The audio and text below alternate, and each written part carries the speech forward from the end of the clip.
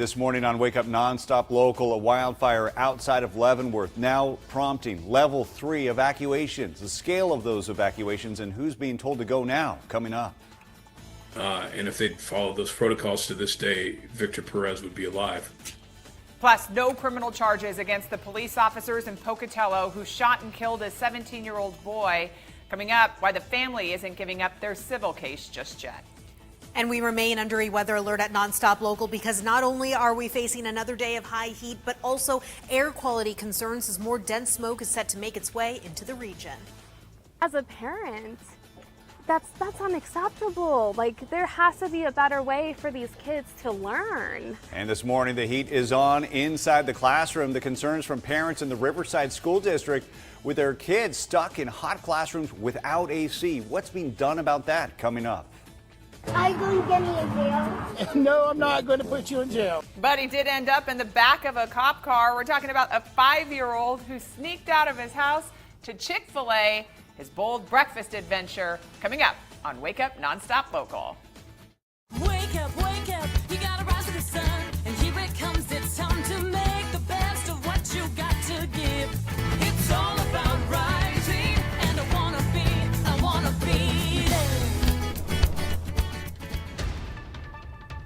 Right now, we're tracking the Lower Sugarloaf fire. It's burning 12 miles northeast of Leavenworth. Here's a photo sent to us last night from a viewer showing the blaze just over the ridge.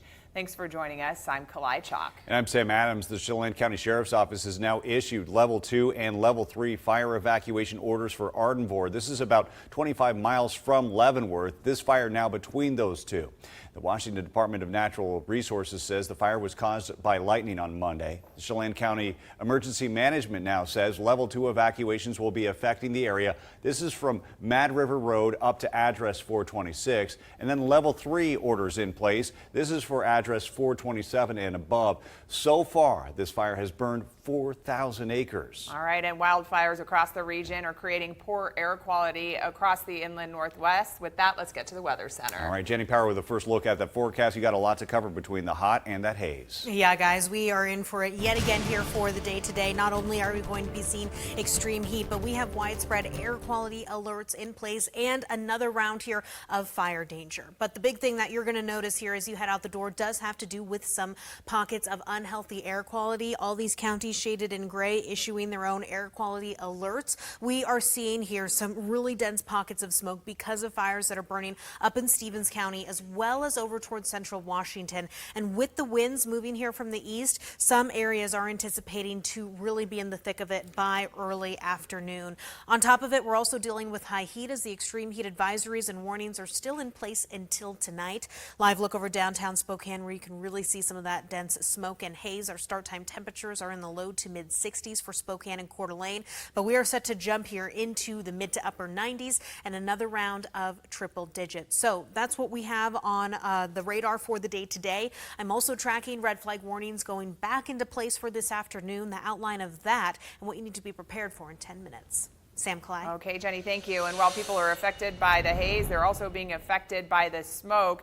The intense heat has created an issue at the Riverside School District. Yeah, the district now telling us that an aging HVAC system is struggling to keep up right now with that heat. And we understand now it's making it hard to cool off the high school and the middle school. The district had hoped to replace those systems with last year's bond, but the measure failed. That's now leaving those classroom temperatures at both schools around 80 degrees. The district has had cooling issues before, but this heat wave is making it worse. Staff are opening windows at night and then they're using industrial fans for students during the day.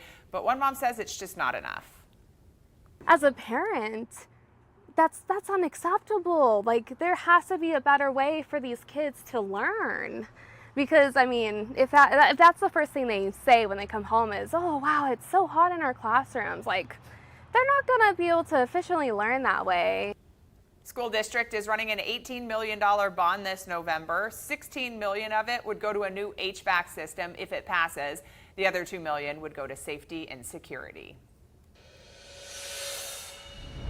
Are you prepared to enter a plea on behalf of Mr. Brown? The court to enter not guilty pleas on all 7 counts on Mr. Brown's behalf. That's the attorney of Michael Paul Brown, the man accused of shooting 4 people in a Montana bar, pleading not guilty on behalf of Brown to the August 1st quadruple murder. Now, right now, there are 7 counts against him, 4 counts of deliberate homicide. The other charges include attempted arson, theft, and fleeing from police. If he's found guilty on any of those first 4 counts, Brown could face up to 100 years in state prison and even more prison time and fines for those additional counts. Now, right now, he is being held without bond after the judge sided with prosecution, citing his mental health as a safety concern. The trial date is set for next January. Meantime, the Owl Bar, where the shooting happened, is hosting a fundraiser. Proceeds will go to a memorial plaque and the victims' families. Well, the officers involved in shooting and killing a 17-year-old boy in Pocatello last spring will not face criminal charges for the death of Victor Perez, who had autism, cerebral palsy, and who was nonverbal. Police say Perez was holding a knife at the time and tried to stab family members, but his family continues to deny that. A letter from Idaho Attorney General Raul Labrador says they could not prove beyond a reasonable doubt that the officers' use of force was not justified. The decision, though, does not impact a civil lawsuit filed by the family, which their lawyer says will now continue. It signifies that we just have a long road of litigation ahead, and that's really what it comes down to. This case is going to go on for years. Litigation goes on for a long time, especially in federal court. Meantime, the AG's office does say under Idaho state law, officers are not required to try less lethal options before using lethal force. President Donald Trump is now asking the Supreme Court to quickly accept and rule on an appeal seeking to overturn lower court decisions that found most of his tariffs to be illegal. The request comes 5 days after an appeals court for the federal circuit said that the president overstepped his authority when he implemented the steep levies on virtually every country. The president's asking the Supreme Court to hear the arguments on his appeal in early November and issue a final decision soon after, according to filings obtained by NBC News. Normally, the Supreme Court would take as long as early as next summer to issue a decision. Filings by the president say that delaying a ruling until June of next year could result in a scenario in which $750 billion up to $1 trillion in tariffs have already been collected, and unwinding them could cause significant disruption.